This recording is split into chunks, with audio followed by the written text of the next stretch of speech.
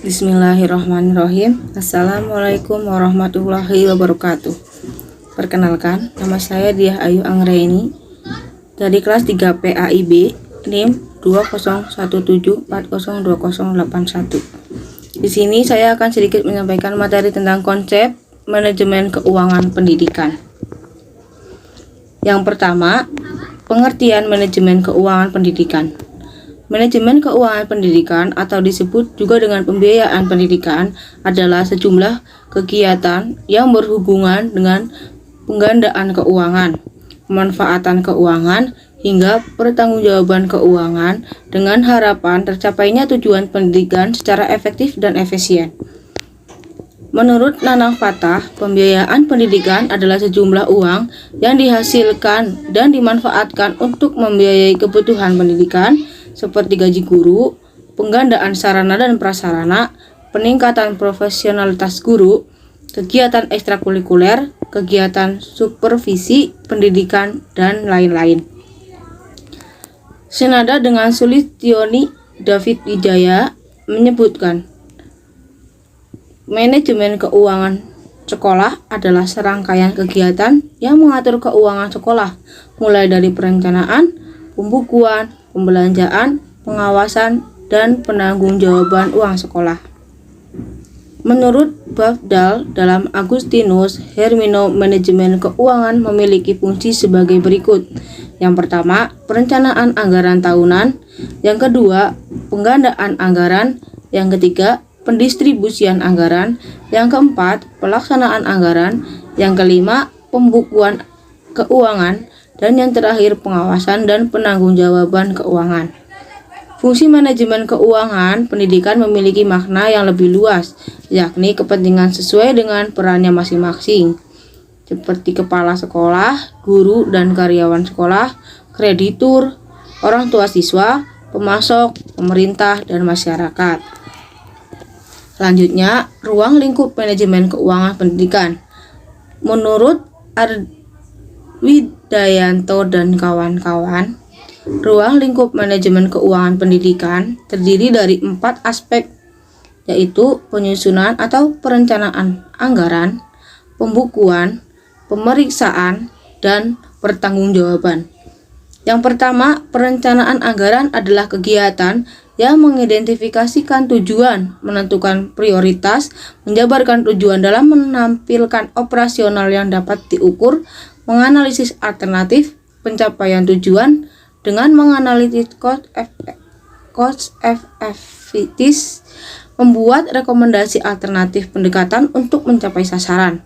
Selain itu, pengelolaan keuangan juga perlu memperhatikan prinsip-prinsip sebagai berikut. Yang pertama, menghemat sesuai dengan kebutuhan. Yang kedua, terarah dan terkendali sesuai dengan rencana. Yang ketiga, tidak diperkenankan menggunakan dana untuk keperluan di luar keperluan kegiatan belajar dan mengajar. Selanjutnya, pembukuan. Dalam manajemen keuangan, pendidikan meliputi ada 2 hal. Yang pertama, kepengurusan menyangkut kewenangan menentukan kebijakan menerima dan pengeluaran uang. Kepengurusan ini disebut juga dengan istilah kepengurusan tata usaha. Yang kedua, pengurusan yang menindaklanjuti urusan pertama, yakni menerima, menyimpan, dan mengeluarkan uang dalam pengelolaan keuangan. Hendaknya kepala sekolah memberikan arahan saat bimbingan kepada seluruh staf yang diberikan kepercayaan untuk mengelola keuangan sekolah. Selanjutnya, pemeriksaan. Pemeriksaan adalah kegiatan yang menyangkut pertanggungjawaban penerimaan, penyimpanan, dan pembayaran atau pengarahan uang yang dilakukan bendahara kepada pihak-pihak yang berwenang. Di sini terdapat beberapa pemeriksaan. Yang pertama, pemeriksaan laporan keuangan. Kegiatan ini bertujuan untuk menentukan apakah seluruh laporan keuangan merupakan informasi yang sudah terukur dan terverifikasi sesuai dengan yang tertera dan sesuai dengan kriteria tertentu. Yang kedua yaitu pemeriksa operasional, adalah pemeriksaan atas keseluruhan atau bagian manapun dari prosedur atau metode operasi suatu organisasi yang bertujuan untuk mengetahui efektivitas dan efisiensi. Yang terakhir yaitu penanggung-jawaban. Penanggung-jawaban adalah pelaporan dibuat sebagai bentuk pertanggungjawaban keuangan kepada kalangan internal lembaga atau eksternal yang menjadi kluster lembaga pendidikan. Menurut Arwi Dayanto dan kawan-kawan, pertanggungjawaban keuangan sekolah dapat diberikan sesuai dengan keperluan, mulai dari triwulan sekali, 1 tahun sekali, atau setiap pergantian kepemimpinan kepala sekolah. Laporan keuangan ini diantaranya dapat ditujukan kepada Dinas Pendidikan, Badan Administrasi Keuangan Daerah, Dinas Pendidikan Daerah, dan yang lain-lain. Berikutnya yaitu sumber-sumber keuangan pendidikan. Undang-Undang Nomor 20 Tahun 2003 Pasal 46 Ayat 1 dinyatakan bahwa pendanaan pendidikan menjadi tanggung jawab bersama antar pemerintah, pemerintah daerah, dan masyarakat. Dari situ dikelompokkan menjadi 3. Yang pertama, pemerintah. Pemerintah meliputi pemerintah pusat, pemerintah daerah, maupun keduanya. Yang kedua, orang tua siswa. Yang ketiga, masyarakat, baik yang sifatnya meningkat maupun yang menurun. Selanjutnya, prinsip-prinsip manajemen keuangan. Itu ada 4. Yang pertama, transparansi. Artinya keterbukaan. Transparansi dalam manajemen keuangan pendidikan berarti adanya keterbukaan dan pengelolaan keuangan dari sumber-sumber keuangan, pemanfaatan hingga pertanggungjawaban keuangan pendidikan. Transparansi keuangan sangat diperlukan bagi pihak-pihak yang berkepentingan untuk mengetahuinya. Yang kedua, akuntabilitas adalah kondisi seseorang yang dinilai oleh orang lain karena kualitas performasinya dalam penyelesaian tugas untuk mencapai tujuan yang menjadi tanggung jawabnya. Yang ketiga, efektivitas dimaknai sebagai ketercapaian tujuan yang telah ditetapkan. Gartner dalam Kompri mendefinisikan efektivitas lebih dalam lagi. Efektivitas tidak sampai pada ketercapaian tujuan, akan tetapi sampai pada kualitatif dan hasil yang dikaitkan pada tujuan dan visi misi lembaga. Yang keempat, efisiensi adalah perbandingan terbaik antara masukan dan keluaran, atau antara daya dan hasil. Daya yang dimaksud berupa pikiran, waktu, dan biaya. Selanjutnya, tugas pengelolaan keuangan. Menurut Jonet Restavara, dalam pelaksanaan manajemen keuangan menganut asas pemisahan tugas.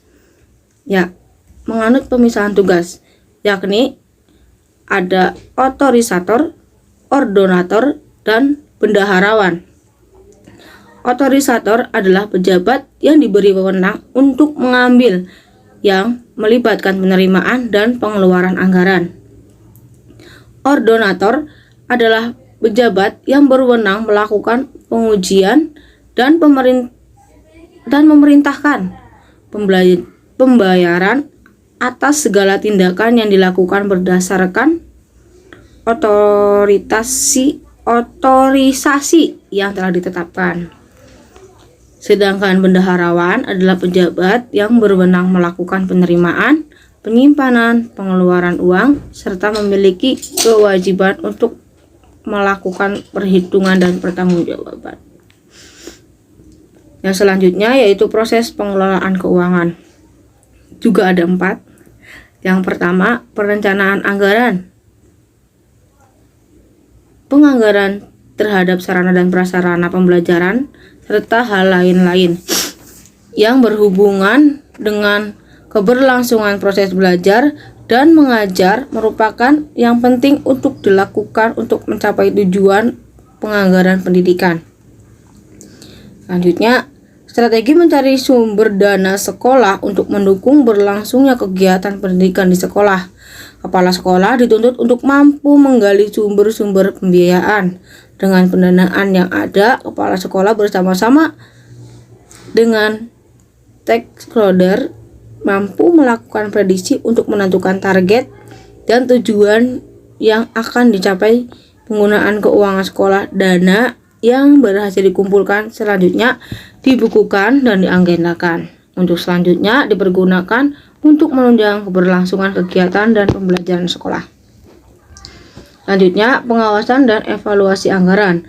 Pengawasan anggaran adalah sejumlah aktivitas yang tersusun secara sistematik dan sistematis. Diawali kegiatan memonitor, memeriksa, menilai, dan melaporkan penggunaan anggaran yang dialokasikan untuk membiayai program-program pendidikan agar anggaran tersebut digunakan sebagaimana semestinya dan dapat dilaksanakan secara efektif dan efisien. Selanjutnya, pertanggungjawaban penggunaan keuangan sekolah. Pertanggungjawaban penggunaan uang sekolah adalah sebuah laporan keuangan dari keseluruhan pembiayaan kegiatan sekolah. Terima kasih, sekian materi dari saya. Jika ada yang ingin bertanya, silahkan ditulis di kolom komentar. Mohon maaf atas kekurangannya. Wassalamualaikum warahmatullahi wabarakatuh.